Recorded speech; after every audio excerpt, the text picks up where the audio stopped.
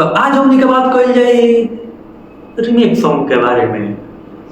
तेरे इश्क में पागल हो गया दीवाना तेरा रे, ना ना ना ना ना ना ना ना ना ना ना, ये गाना ना।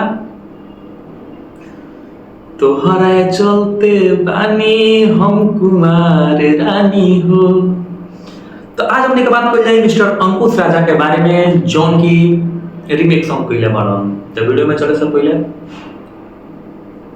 सबके अपन अपन हालचाल समाचार सुना देवे कमेंट बॉक्स में। उम्मीद तो करता नहीं सबके बढ़िया हुई, मस्त हुई, झकास हुई।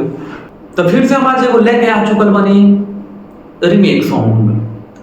तो आखिरकार रीमेक सॉन्ग हो का रहल बाटे, मतलब ये रीमेक सॉन्ग के जिंदगी से ना हम जाता नहीं ना हमारा जिंदगी से रीमेक सॉन्ग जाता, ना यूट्यूब के शॉर्ट से रीमेक सॉन्ग जाता ना कुछ। रीमेक सॉन्ग निकलना में जो रीमेक सॉन्ग निकला था एमे ना अंकुश राजा का दोस्त बा, ना नीलकमल सिंह का दोस्त बा, ना केहू के दोस्त नहीं है।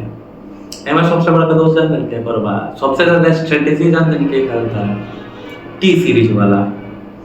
ये लोग जब दूसरा गाना नहीं मिलत नु तो का करता लोग, पुरानका गाना उठाओ तार लोग, ओकरा के गाय के दे देता लोग नया लिरिक्स को, भोजपुरी में रीमेक करो डाल दो, बस ये रहता है। टी सीरीज जितना भी पुरान गाना बा, एवरा नीलकमल सिंह बोलन चाहे पवन सिंह बोलन चाहे अंकुश राजा बोलन, जितना भी गायक रहा सन टी सीरीज से जितना भी जुड़ रहा बा आदमी, ओकरा कह के वो चीज कहत है कि भाई हमारा पुरानका गाना बाटे, एकरा के ऊपर तनी के लिरिक्स अपन राइटर से लिखवा के गा दलो, गा देता रहो।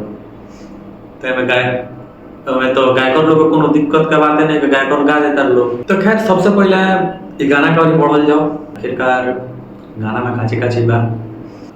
हाँ तो गाना का लिरिक्स सुनकर बोले उनको तो पता चलिए बोले कि कौन गाना का मतलब रीमेक कइल गइल बाटे। आज ये तेरे यूट्यूब चलाओ करनी हो तो पता चल गइल होगा कि हाँ भाई देखो गाना आ गइल बाटे ई वाला, वो रीमेक सॉन्ग अंकुश राजा के। तो पहले के पूरे वो वीडियो बन जाओ।